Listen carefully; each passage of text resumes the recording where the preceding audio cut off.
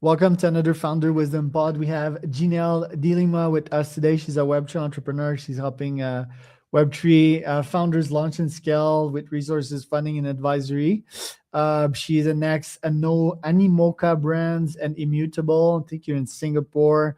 Now you're running nozomi with anem.network if people want to check it out. So, Janelle, welcome to the pod. Tell us a bit more about yourself and what you've been up to.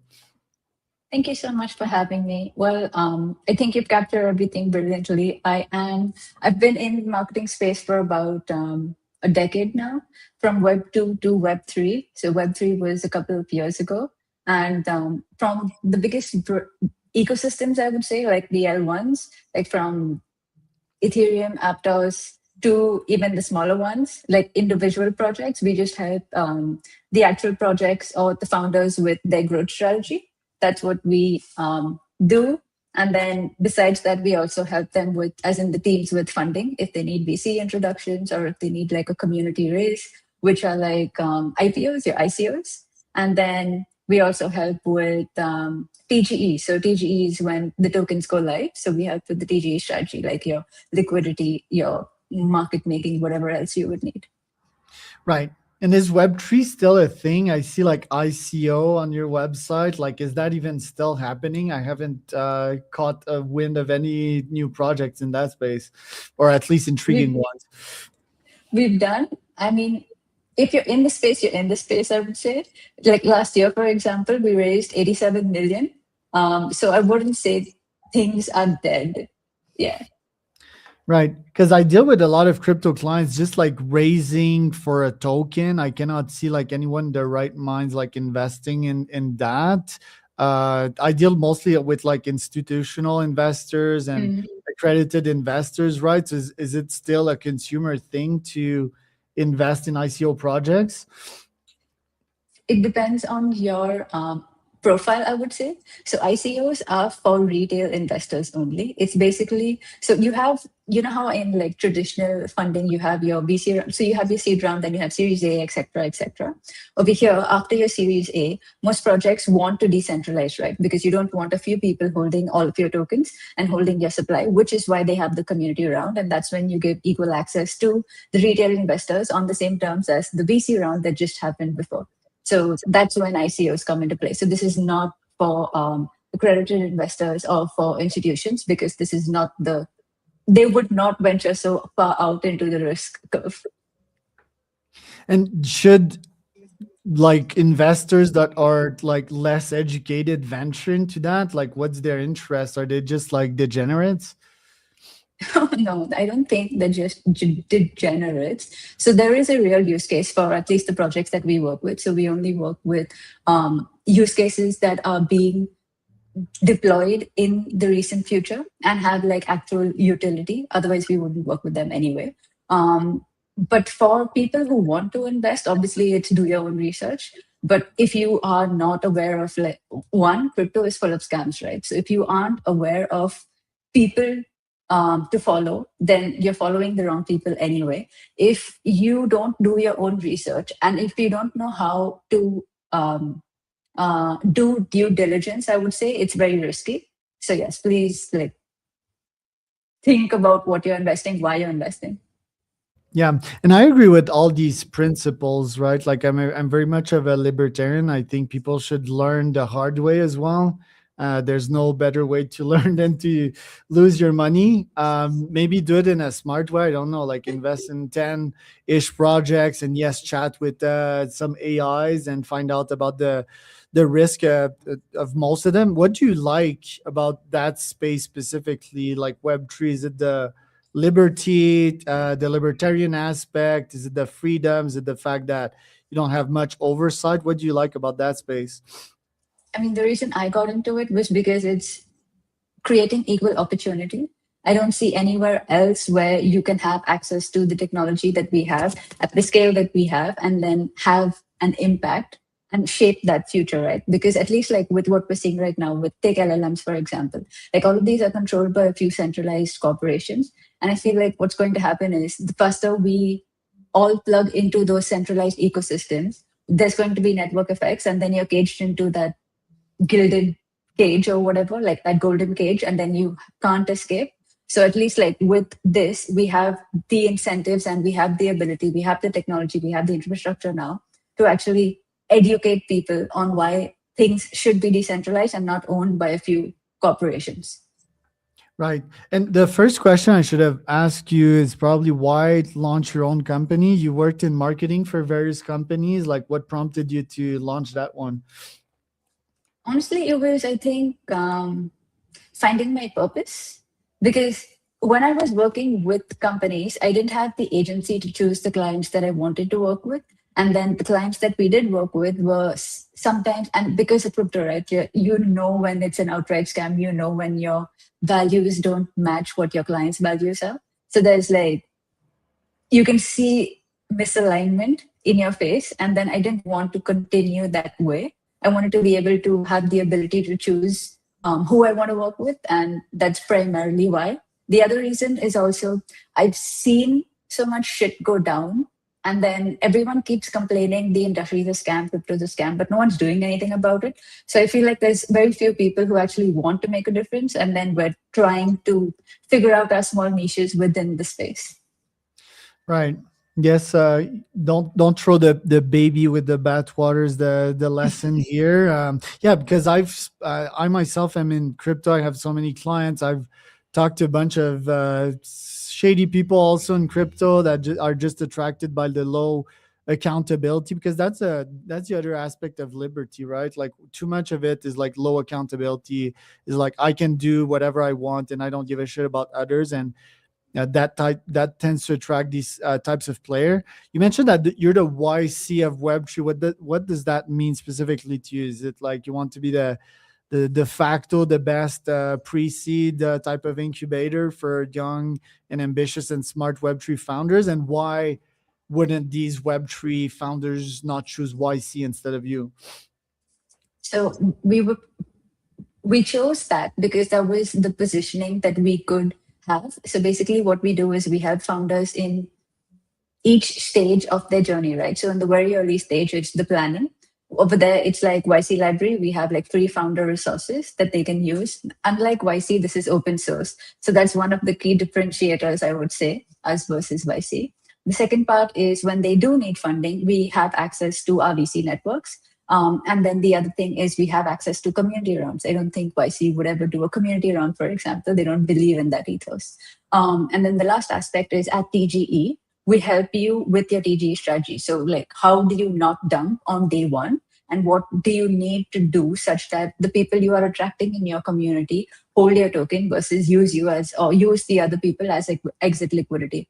So, I don't think there's too many natives in the space who understand that. Yes, there is the actual YC could also help you, but at that they're looking at scale. They're not looking at okay. They're looking at projects that would make them look good, so to speak, because they have a brand name to live up to. Whereas we, on the other hand, we want to believe, as in we're here for the ethos of decentralization. We actually believe in that vision and mission.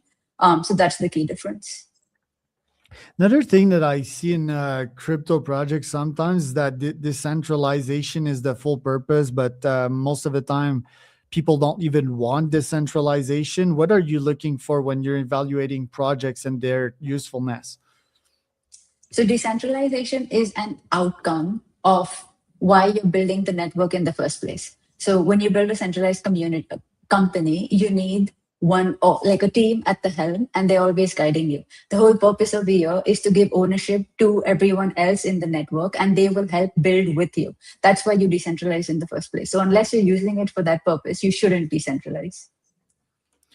Right. And but you also checked like deeper purpose and like real product market fit that these companies could have, was more my question.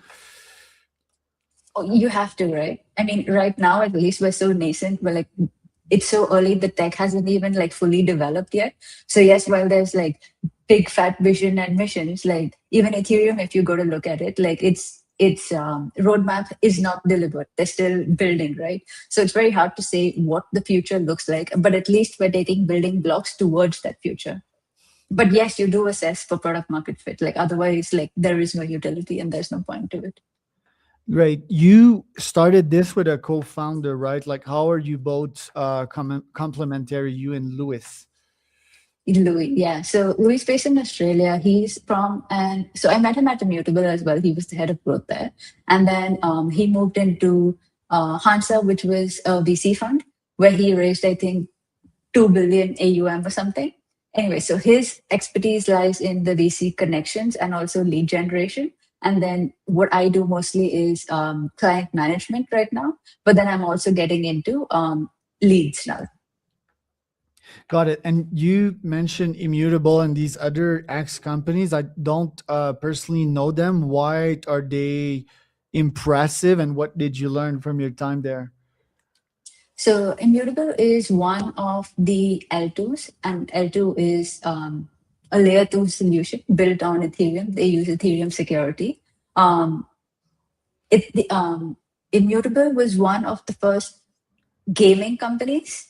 So anyone who wanted to build any gaming studio who wanted to build a game should have launched on used Immutable stack, I would say, to launch and their network effects because they already have everything that you would need infra community from a game perspective.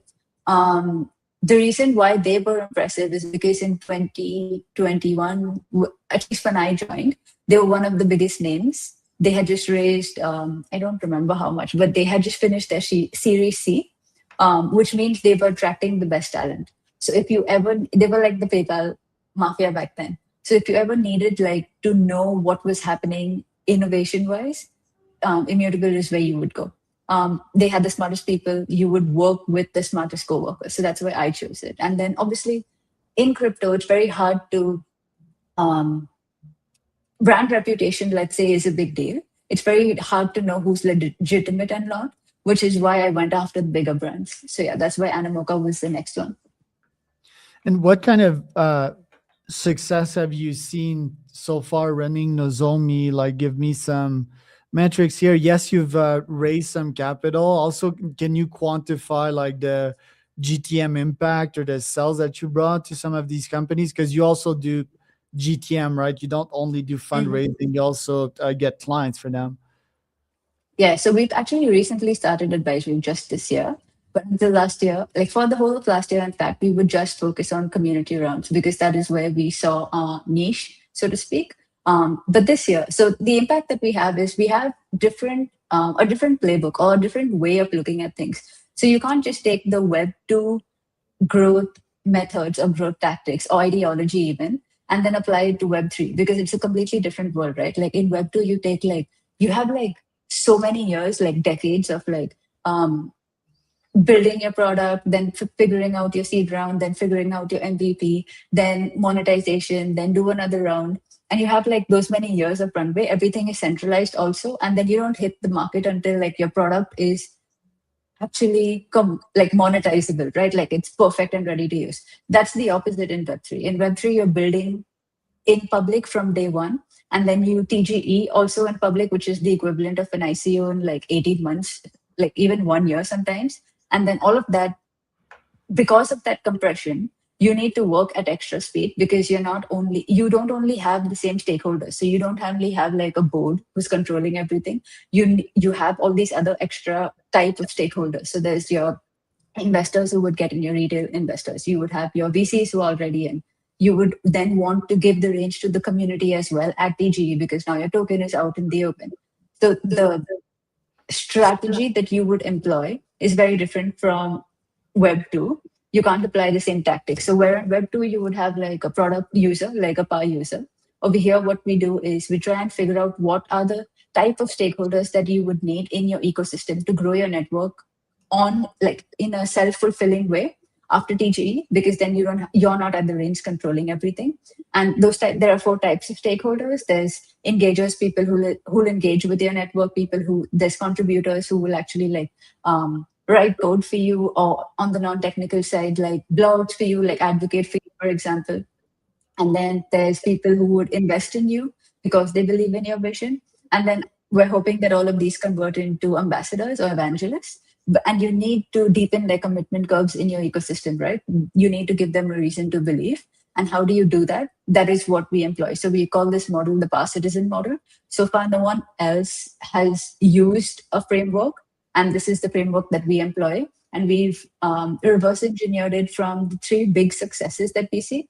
So Bitcoin, Ethereum, and Solana are the only other networks that are self-sustaining right now. And if you look at like why they're self-sustaining, you can take the example of Michael Saylor.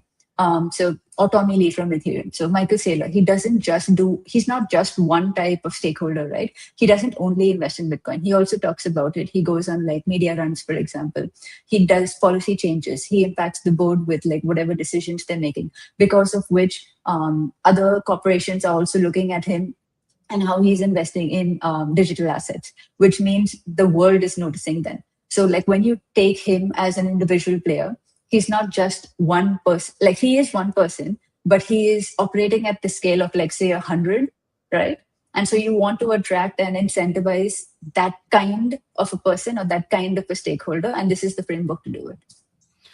Got it. You've launched that one since a year ago. Like, how has been the experience? Because I read one of your posts, like being on the fringe of burnout for like 5 years. It is like foundership a cure to that, or is it like accelerating stress here? What do you mean? I didn't catch your question. Yeah, you mentioned in a Substack post that for 5 years you've worked and worked and worked. You went to South Africa. Startups tend to be like probably 10x more stressful than holding a job.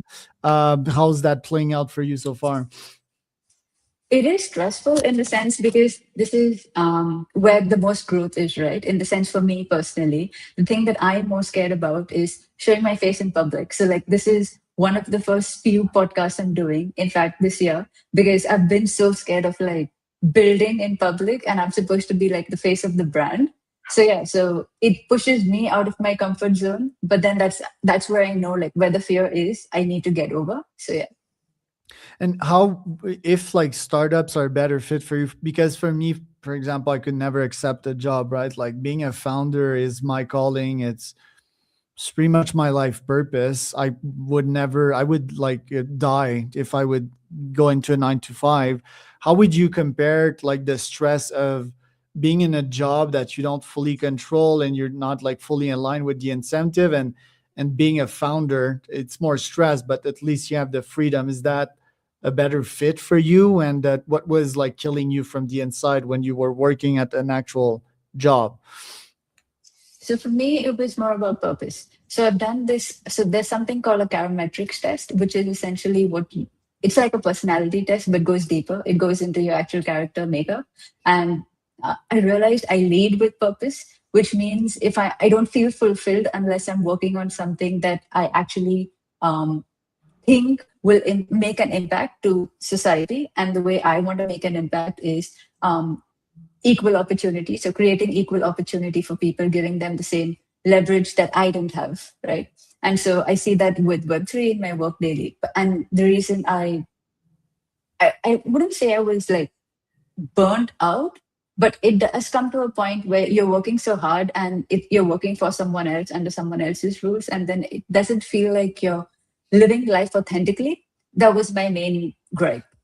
Yeah. Or that you're building something valuable from the ground up, right? You're building something that someone else's own. And yeah, that comes in directly as in opposition to most principles behind Web3, which is freedom and building something that you can own and you can have a stake at the table. I mean, it's a bold move, but yeah, it might be way more aligned with who you are. My question is like, what took you so long to act upon Oh, these urges?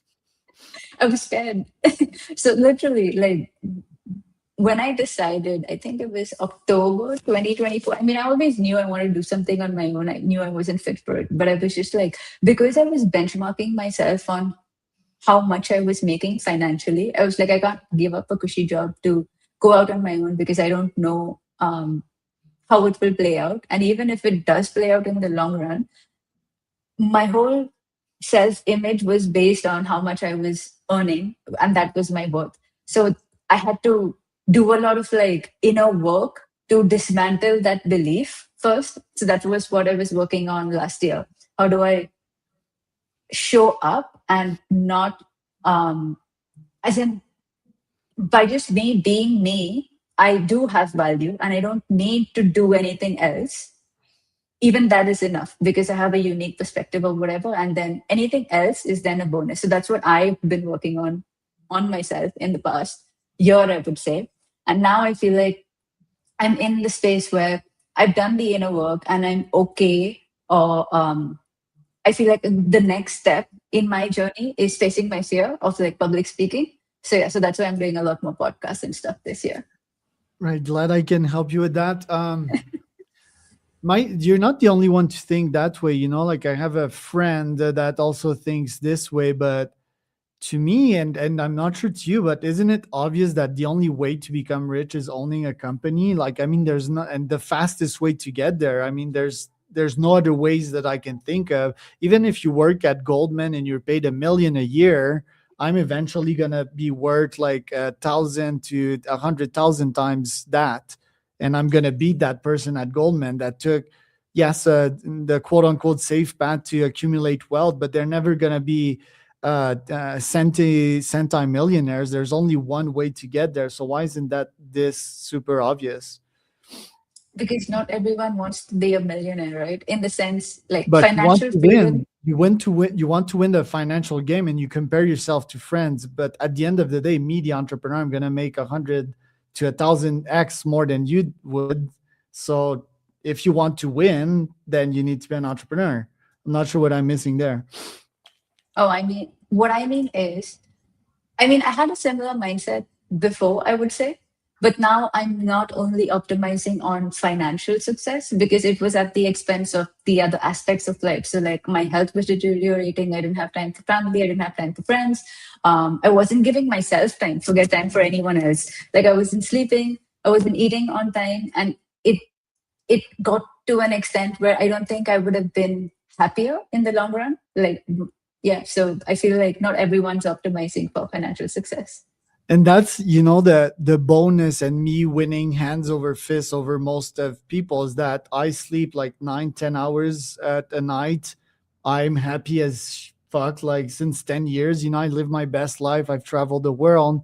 So it's like, yeah, I understand people need to have a weird personality to become entrepreneurs, but the choices is so obvious. And I guess my advice to folks listening to this that want to make the transition, well, one, think it's obvious to me because I read so many books telling me that, like Tony Robbins type of books at first. And then with AGI coming, I think there's going to be either you're on UBI or you own a company. I think that's a very strong hypothesis. I haven't been able to disprove it yet. And yeah, people are going to have to make a choice. Do you want to be a builder and suffer, or do you want to be a consumer? Um, just gonna close off on this because I need to run. But Gina, where can people find out more about you? I'm on X at CryptoJinjin, KryptoJinjin. I'm on LinkedIn as well, Jinelle D'Lima. So I was Jinjin and Charles for another